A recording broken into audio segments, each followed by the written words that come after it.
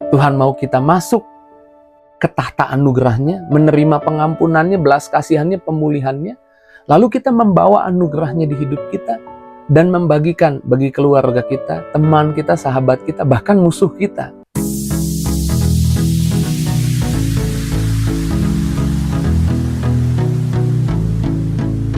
Puji Tuhan, selamat pagi, bergabung kembali di Morning with the Word di YouTube channel saya, Mario Marcelo. Satu hal saya percaya, hari ini ada kebaikan Tuhan yang menunggu kita. Ada berkatnya yang mau dicurahkan buat setiap kita. Namun sebelum kita melangkah hari ini, saya ajak kita kembali ingat firman Tuhan. Kembali kita dikuatkan oleh firman Tuhan. Firman Tuhan selalu menyadarkan kita untuk kita datang kepadanya. Setiap kita pasti pernah mengalami yang namanya jatuh, gagal, merasa tidak layak. Atau mungkin ada di antara kita yang menyaksikan Morning with the Word sedang gagal, sedang jatuh dan merasa tidak layak. Kita semua butuh anugerah Tuhan. Kita semua butuh belas kasihan Tuhan. Belas kasihan dan anugerah Tuhan adalah tempat di mana kita dipulihkan. Tempat di mana kita menerima pengampunan. Tempat di mana kita menerima berkatnya kembali, urapannya kembali. Karena pagi hari ini jangan biarkan setiap kita ditipu oleh si jahat. Ketika kita jatuh, ketika kita gagal, kita justru menjauh dari Tuhan. Saya mau katakan hari ini kita perlu belajar. Yang pertama, Tuhan menyediakan tahta anugerah untuk kita. Tuhan menyiapkan tahta belas kasihan untuk kita. Untuk kita datang kepadanya.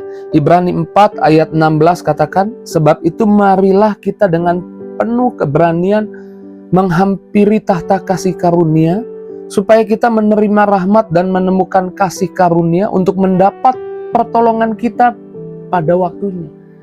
Tuhan mengajak kita datang kepada tahta kasih karunia-Nya. Tahtanya bukan bernama tahta penghakiman. Tuhan tidak ingin menghakimi kita, tapi Tuhan ingin mengasihani kita dan Tuhan ingin memulihkan kita. Ingat dalam pelayanan Yesus, jika kita ingin melihat seperti apa hati Bapa, kita bisa melihat dari tindakan Yesus, dari responnya Yesus. Ingat di Yohanes 8 ada wanita yang ketangkap berzina.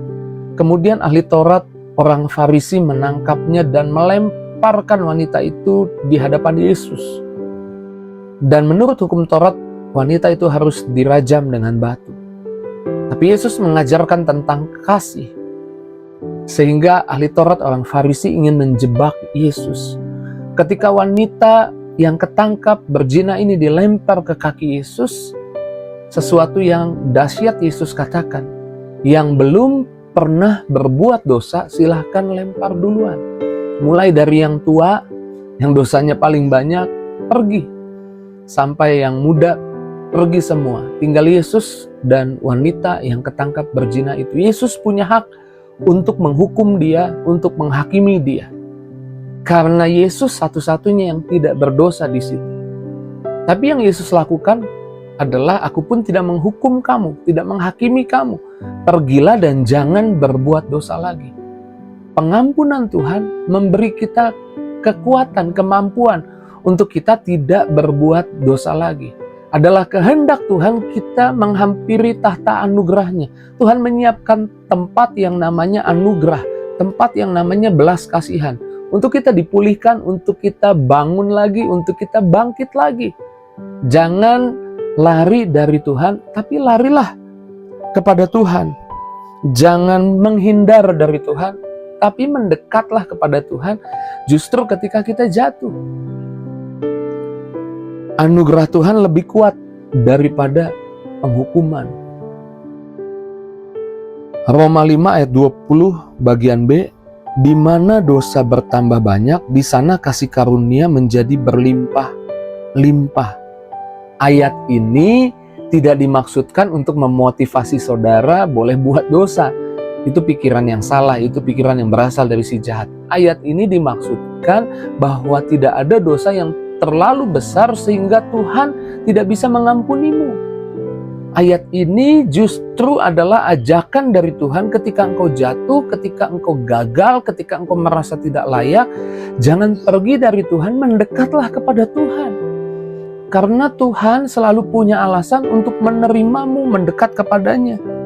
Tuhan ingin dosa kita diampuni dan kita hidup dalam kebenarannya. Tuhan ingin kita bukan jauh dari Dia, tapi Tuhan ingin kita mendekat kepadanya. Karena hanya di dekat Tuhan, kita dimampukan untuk hidup dalam kebenaran, hidup dalam kekudusan, hidup dalam ketaatan. Waktu kita jauh dari Tuhan, kekuatan untuk hidup kudus, untuk hidup taat semakin jauh juga dari hidup kita.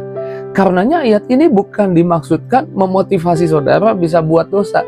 Enak aja bikin dosa yang banyak, kasih karunia-Nya lebih banyak lagi. Bukan, ayat ini dimaksudkan supaya saudara jangan tertipu oleh iblis yang berkata kamu sudah terlalu jauh berbuat dosa, Tuhan tidak menerimamu.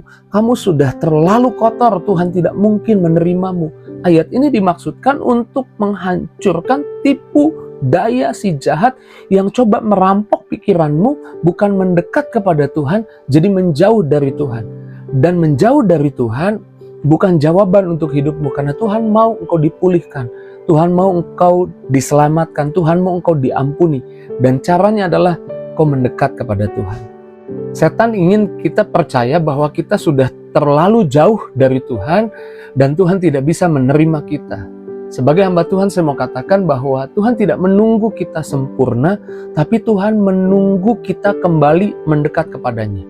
Ingat perumpamaan yang Yesus kasih tentang anak bungsu yang terhilang, yang menghabiskan harta warisannya dengan berbuat dosa, pergi dari rumah bapaknya. Ketika dia kembali dari jauh, bapaknya melihat anak itu dan bapaknya berlari ke arah anak itu di Lukas 15. Bapaknya tidak menunggu anak itu sempurna, bapaknya justru menunggu anak itu kembali. Tuhan menunggumu kembali. Tuhan tidak menunggumu sempurna. Tuhan mau menyempurnakanmu. Tapi Tuhan mau kau kembali kepadanya, dan biarlah Tuhan, izinkan Tuhan menyempurnakan hidupmu. Jadi yang pertama, buat setiap kita yang merasa jatuh, gagal, merasa tidak layak, Tuhan menyediakan tahta anugerahnya untuk engkau dipulihkan. Lalu Tuhan mengajakmu untuk mendekat kepadanya, karena tidak ada dosa yang terlalu besar untuk Tuhan tidak bisa memulihkan, Tuhan tidak bisa mengampunimu. Tuhan hatinya ingin hidupmu pulih, hidupmu bisa taat, hidupmu bisa hidup kudus, hidupmu bisa hidup baik. Karenanya Tuhan mengajakmu di tengah-tengah perasaanmu mungkin merasa kotor, tidak layak. Justru itu waktunya, itu sinyal, itu tanda kamu butuh Tuhan. Bukan lari dari Tuhan, tapi mendekat kepada Tuhan. Kemudian yang ketiga, saya mencatat kita dipanggil setelah kita mengerti anugerahnya, kita dipanggil menjadi pembawa anugerah bagi orang lain. Saya ulang, kita dipanggil setelah kita mengerti anugerahnya, kasih karunia-Nya, belas kasihannya, pengampunannya, pemulihan yang Dia punya buat kita. Kita dipanggil untuk menjadi pembawa anugerah bagi banyak orang. Pembawa anugerah bagi orang lain. Matius 5 ayat 7, berbahagialah orang yang murah hatinya, karena mereka akan beroleh kemurahan. Kita telah menerima kemurahan dari Tuhan. Berbahagialah kita yang murah hati kepada orang lain. Ingat ketika Yusuf dijahati oleh kakak-kakaknya, dibuang ke sumur, kemudian diangkat lagi dari sumur, dijual kepada pedagang budak, dibawa ke Mesir, dijual ke Mesir. Namun di Mesir ada proses Tuhan, dan singkat cerita, kita semua pasti tahu ceritanya, Yusuf jadi orang nomor 2 di Mesir. Ketika Yusuf jadi penguasa di Mesir, kakak-kakaknya cari gandum dan mendekat kepada Yusuf. Dan ketika Yusuf memperkenalkan dirinya, ketika Yusuf melihat kakak-kakaknya, Yusuf bukan ingat kejahatan kesalahan kakak-kakaknya. Kalau saudara baca di kitab Kejadian, Yusuf justru ingat akan mimpinya. Yusuf ingat Tuhan. Dan ketika kakak-kakaknya menjadi ketakutan, Yusuf bilang jangan takut. Dalam Kejadian 50 ayat 19 sampai 21 menceritakan hal itu. Ayat 20 saya bacakan.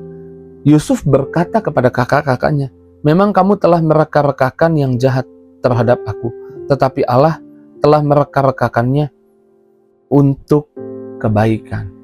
Yusuf sama sekali tidak dendam, Yusuf sama sekali tidak marah. Yusuf percaya di balik semua kejadian selalu ada rencana Tuhan, selalu ada berkat Tuhan. Sehingga di balik semua kejadian hidupmu selalu ada berkat Tuhan, ada rencana Tuhan. Karena Tuhan berbuat begitu banyak atas hidupmu, mengampunimu banyak, menaruh belas kasihan anugerah yang banyak di hidupmu, jadilah pembawa anugerah buat orang lain. Sehingga banyak orang merasakan juga anugerah Tuhan lewat hidupmu. Jangan menyimpan dendam. Jangan tawar dalam kasihmu. Dunia ini penuh dengan dendam, amarah. Kasihnya menjadi tawar. Biarlah hidup kita yang dipenuhi anugerah belas kasihan, dipenuhi kasih sayang Tuhan, menjadi pembawa anugerah kasih sayang, belas kasihan bagi dunia ini yang sedang kering akan kasih, yang sedang kering akan anugerah, akan kemurahan. Dan saya percaya di pagi hari ini Tuhan sedang ingatkan kita bahwa Tuhan menyediakan anugerahnya. Tuhan mau kita masuk ke tahta anugerahnya, menerima pengampunannya, belas kasihannya, pemulihannya. Lalu kita membawa anugerahnya di hidup kita dan membagikan bagi keluarga kita, teman kita, sahabat kita, bahkan musuh kita. Bagikan anugerah itu. Sehingga banyak orang jadi mengenal anugerah Tuhan, banyak orang jadi datang kepada anugerah Tuhan, dan banyak orang akhirnya dipulihkan. Banyak orang akhirnya diberkati melalui hidupmu. Pagi hari ini saya percaya firman Tuhan kembali ingatkan kita bahwa tahta anugerahnya besar, dahsyat buat setiap kita, luar biasa buat setiap kita. Bagi setiap pribadi yang mungkin merasa tidak layak, saya jatuh, saya gagal, ini panggilan dari Tuhan, ini ajakan dari Tuhan untuk engkau mendekat pagi ini kepada Tuhan, untuk engkau merapat kepada Tuhan, karena Tuhan punya pemulihan buat hidupmu, Tuhan punya pengampunan buat hidupmu, dan Tuhan mau bentuk hidupmu jadi indah, jadi dahsyat, jadi luar biasa, dan Tuhan punya rencana yang terbaik buat hidupmu. Jangan lari dari Tuhan, tapi mendekatlah kepada Tuhan. Puji Tuhan, saya percaya pagi hari ini setiap kita boleh diberkati firman Tuhan. Dan saya mengajak setiap kita satu hati untuk kita merenungkan apa yang Tuhan katakan, meresapi apa yang Tuhan katakan, mengucap syukur untuk firman Tuhan. Dan yuk mari kita tutup dalam doa. Mari kita doa. Terima kasih buat firman-Mu, terima kasih buat perkataan-Mu, terima kasih untuk apa yang Kau nyatakan buat kami. Kami mengucap syukur di pagi hari ini untuk berkat firman-Mu. Firman-Mu tidak kembali dengan sia-sia. Ada tahta anugerah, ada belas kasihan Tuhan di hidup kami. Kami mengucap syukur karenanya. Hamba doa jamaah setiap pribadi, lebih-lebih mereka yang mungkin sedang jatuh, sedang gagal, merasa tidak layak. Pagi ini diberkati Tuhan. Pagi ini menerima lawatan Tuhan. Pagi ini hidup mereka dipulihkan oleh Tuhan. Berdoa dalam nama Tuhan Yesus, sembuhkan yang sakit, pulihkan yang terluka, bebaskan yang terikat Tuhan. Beri kelegaan buat yang berbeban berat.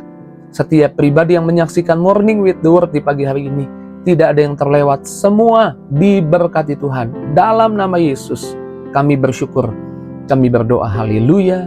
Sama-sama kita katakan amin. Anugerah Tuhan membuat saya jadi lebih indah, lebih kudus, lebih taat, lebih luar biasa. Jika itu responmu, tulis di kolom komentar. Dan jangan lupa bagikan link Morning with the Word di pagi hari ini kepada temanmu yang mungkin merasa nggak layak, merasa gagal, merasa jatuh. Bagikan kepada mereka, kepada teman, sahabat, keluargamu, bahkan di media sosialmu, di status WhatsAppmu, biar banyak orang boleh merasakan anugerah Tuhan, berkat Tuhan. Terus maju dalam Tuhan, Tuhan berkati. See you!